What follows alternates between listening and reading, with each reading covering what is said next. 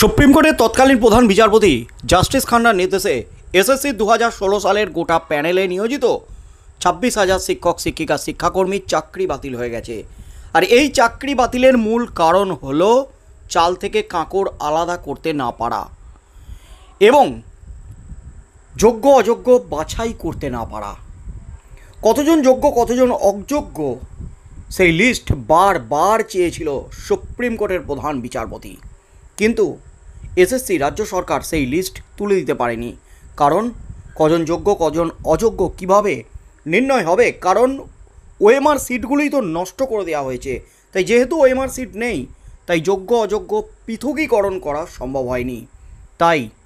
তাই কিন্তু একেবারে 26,000 শিক্ষক শিক্ষিকাকে চাকরি হারাতে হয়েছে। তার মধ্যে যারা অযোগ্য, সেই অযোগ্য শিক্ষক শিক্ষিকাদের কিন্তু একেবারে বাঁশ দিয়ে দিয়েছে সুপ্রিম কোর্ট। স্পষ্ট জানিয়ে দিয়েছে তারা নিয়োগ পরীক্ষায় বসতে পারবে না। শুধুমাত্র যোগ্য যারা, সেই যোগ্যরা নিয়োগ পরীক্ষায় বসতে পারবে এবং শুধু নিয়োগ পরীক্ষায় বসতে পারবে না, তাদেরকে কিন্তু একেবারে চাকরি পেতে হবে, তাদেরকে যোগ্যতার প্রমাণ দিতে হবে, যোগ্যতার প্রমাণ দিয়ে চাকরি পেতে হবে। স্পষ্ট নির্দেশ দিয়ে দিয়েছে সুপ্রিম কোর্ট। তার মধ্যে যোগ্য শিক্ষকের সংখ্যা 15,206 জনের মতো, এমনই কিন্তু জানিয়েছিল এসএসসি। তবে এসএসসির ফাইনাল লিস্টের পরও লাফিয়ে বাড়ল ফের অযোগ্যের সংখ্যা। এই মুহূর্তের সবচেয়ে বড় খবর, আজ সুপ্রিম কোর্টের রীতিমতো তোলপাড়। এসএসসির চাকরি বাতিল মামলায় ফের নয়া মোড়, লাফিয়ে বাড়ল আবারও অযোগ্য শিক্ষক শিক্ষিকাদের সংখ্যা, এমনই কিন্তু খবর উঠে আসছে। আর এই অযোগ্য শিক্ষক শিক্ষিকাদের নিয়ে চরম নির্দেশ দিয়ে দিল আবারও সুপ্রিম কোর্ট। এমনিতেই সুপ্রিম কোর্টে রিভিউ পিটিশন দায়ের করেছে রাজ্য সরকার। এসএসসি সুপ্রিম কোর্টের প্রধান বিচারপতি জাস্টিস খান্না যে নির্দেশ দিয়েছেন, সেই রায়ে সংশোধন এবং কেন সংশোধন চান সেই নিয়ে একাধিক কারণ কিন্তু উল্লেখ করেছেন এসএসসি এবং রাজ্য সরকার। সুপ্রিম কোর্টের নির্দেশের বিরুদ্ধে সুপ্রিম কোর্টের নির্দেশকে চ্যালেঞ্জ ছুড়েছে এসএসসি। তার মধ্যেই কিন্তু আজ সুপ্রিম কোর্টে উঠেছিল এসএসসি চাকরি বাতিল মামলা। সেই মামলাতেই কিন্তু চরম নির্দেশ সুপ্রিম কোর্টের, আবারও লাফিয়ে বেড়ে গেল অযোগ্যের সংখ্যা।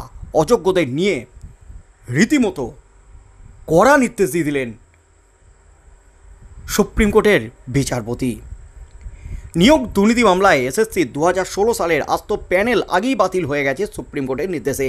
এবার ওই সংক্রান্ত একটি মামলার শুনানিতে আদালত স্পষ্ট করে জানিয়ে দিল, যারা র্যাঙ্ক জাম করে চাকরি পেয়েছেন তারা পরীক্ষায় বসার আর সুযোগ পাবেন না, তাদের অযোগ্য হিসাবেই গণ্য করা হবে। অর্থাৎ যারা র্যাঙ্ক জাম করে চাকরি পেয়েছেন তারা এবার থেকে অযোগ্য, তারা আর পরীক্ষায় বসার সুযোগ পাবেন না, স্পষ্ট জানিয়ে দেওয়া হয়েছে। বুধবার এই নির্দেশ দিয়েছেন বিচারপতি সঞ্জয় কুমারের বেঞ্চ। 2016 সালের নিয়োগ প্রক্রিয়ায় নিয়ে দায়ের হওয়া দুর্নীতি মামলায় কলকাতা হাইকোর্টের নির্দেশ বহাল রেখে সুপ্রিম কোর্ট জানিয়েছিল, এসএসসি যোগ্য এবং অযোগ্যদের চিহ্নিত না করতে পারার ফলেই আস্ত প্যানেল বাতিল করা হলো। একই সঙ্গে অযোগ্যদের টাকা ফেরত দেওয়ার নির্দেশও দিয়েছিল আদালত। আদালত জানিয়েছিল, যারা অযোগ্য হিসাবে ইতিমধ্যে চিহ্নিত তারা চাকরির পরীক্ষায় আর বসতে পারবেন না। এবার র্যাঙ্ক জাম করে যারা চাকরি পেয়েছিলেন তারাও চাকরির পরীক্ষায় বসতে পারবে না বলে জানিয়ে দিল আদালত। অর্থাৎ আবারও বেড়ে গেল অযোগ্য শিক্ষক শিক্ষিকার সংখ্যা।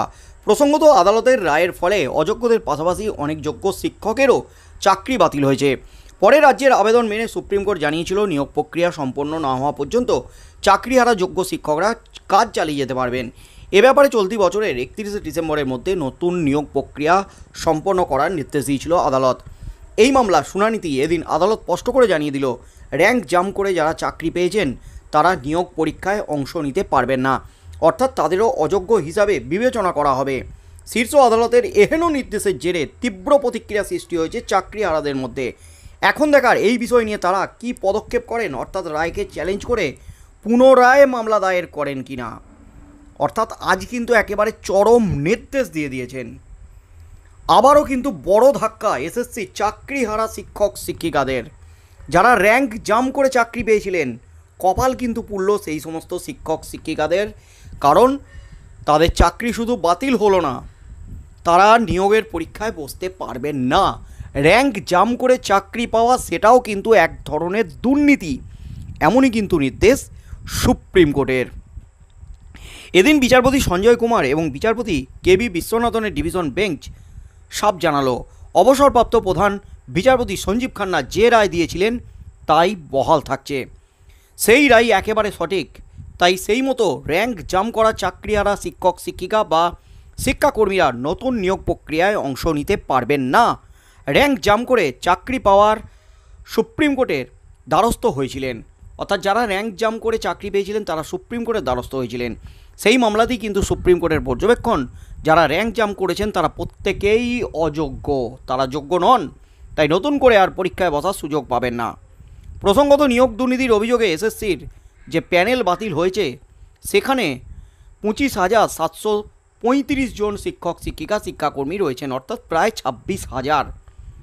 এর মধ্যে যারা দাগি নন তারা আবারও নতুন করে নিয়োগ প্রক্রিয়ায় অংশগ্রহণ করতে পারবেন বলে জানিয়েছিল সুপ্রিম কোর্ট। যারা অযোগ্য তাদের সুদসহ বেতন ফেরত দিতে হবে জানিয়ে দিল সুপ্রিম কোর্ট। অর্থাৎ সুপ্রিম কোর্টের চিহ্নিত করা অযোগ্যদের তালিকায় মূলত রয়েছেন যারা সাদা খাতা জমা দিয়ে চাকরি পেয়েছেন তারা, এবং যারা প্যানেল বহির্ভূতভাবে বা প্যানেলের মেয়াদ উত্তীর্ণ হওয়ায় চাকরি পেয়েছেন তারা, এবং আজ ইনক্লুডেড হলো যারা র্যাঙ্ক জাম্প করে চাকরি পেয়েছেন তারাও। এই র্যাঙ্ক জাম্প নিয়েই কিন্তু মামলা হয়েছিল। এদের দাবি ছিল তারা সাদা খাতা জমা দিয়ে চাকরি পাননি, পরীক্ষা দিয়ে পেয়েছেন, প্যানেলেও তাদের নাম ছিল, তাই নতুন করে নিয়োগ প্রক্রিয়াতে তাদের বসার সুযোগ দেওয়া হোক, এই আবেদন করেন তারা। কিন্তু এদিন তাদের আর্জি সরাসরি খারিজ করে দিল সুপ্রিম কোর্ট। অর্থাৎ সুপ্রিম কোর্টে কিন্তু বড় ধাক্কা একেবারে রাজ্যের আরও হাজার হাজার শিক্ষক শিক্ষিকাদের। কপাল পুড়ল আবারও হাজার হাজার শিক্ষক শিক্ষিকাদের। 15,206 জনের মতো যে যোগ্য শিক্ষক শিক্ষিকার সংখ্যা জানিয়েছিল এসএসসি, সেখানে আরও কিন্তু কমল যোগ্যদের সংখ্যা, আরও বেড়ে গেল অযোগ্য শিক্ষক শিক্ষিকার সংখ্যা। এখন থেকে যারা র্যাঙ্ক জাম্প করে চাকরি পেয়েছেন তারা প্রত্যেকে অযোগ্য বলে চিহ্নিত হলো। আগামী দিনে কি হতে চলেছে, এই নির্দেশের ফলে কিন্তু বড়সড় ধাক্কা আবারও খেল রাজ্য সরকার। র্যাঙ্ক জাম্প, অর্থাৎ র্যাঙ্ক জাম্প করে যারা চাকরি পেয়েছেন তারা দুর্নীতির ফলেই পেয়েছেন, দুর্নীতির জন্যই তাদের র্যাঙ্ক জাম্প হয়েছে, এমনই কিন্তু পর্যবেক্ষণ আদালতের। আগামী দিনে এই সমস্ত শিক্ষক শিক্ষিকারা কি আবারও সুপ্রিম কোর্টের এই নির্দেশকে চ্যালেঞ্জ করে আবারও মামলা দায়ের করবেন? কি হতে চলেছে আগামী দিনে, এবং এই যে মামলায় আজ যে নির্দেশ, সেই নির্দেশের বিরোধিতা করে রাজ্য কি কোনো পদক্ষেপ করবে? কি হতে চলেছে সেদিকেই চোখ থাকবে গোটা রাজ্যের।